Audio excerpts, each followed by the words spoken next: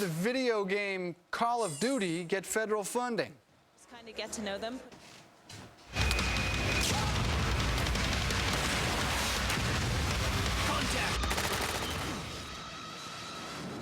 That's a question for the federal government, who is now considering giving taxpayer money to video game makers in the name of art and education. Is this a good use of your cash? Joining us now for a fair and balanced debate, Brian Ambrosi, the editor-in-chief of iChronic.com, a gaming technology and geek lifestyle community, and radio talk show host Neil Asbury. Good morning to both of you. Good morning, Dave. Brian, let me start with you. When you think of video games, you do think of Call of Duty and Grand Theft Auto and the like. Exactly who would be getting these taxpayer dollars and why? Well, I want to make sure that the understanding is that those types of commercial games are not at all up for any sort of federal funding. So it's the same as saying, like, you know, the latest Hollywood blockbuster is up for federal funding. What we're talking about is games given to, or grants given to indie developers who develop educational and artistic games that the NEA deems have artistic merit. And why?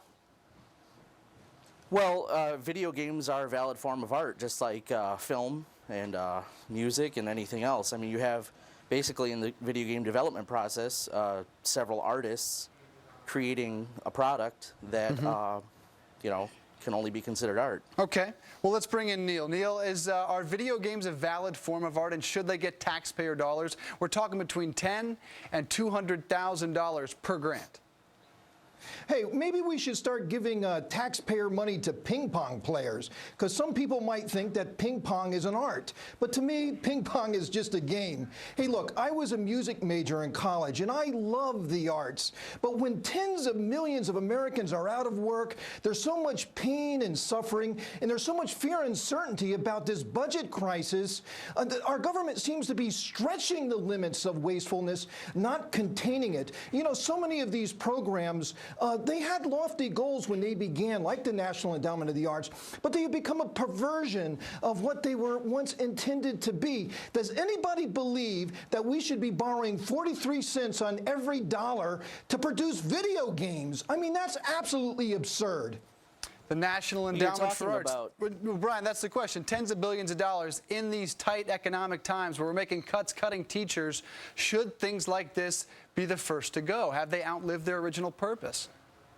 Not at all, because if you think about it, the jobs that you're talking about and the economic suffering that we're going through, video gaming as an industry is one of the strongest industries in the United States. It's one of our strongest products, and you know, I'm talking to people who are entertainers, so you guys should understand that the entertainment industry alone is very strong for our economy. And indie developers and grants given to those kinds of educational and artistic games, they're not going to be commercial successes, but those people can inspire children and you know, to go out into that industry, create jobs, create a strong economic backbone. Neil, quick for, last word. A new economy.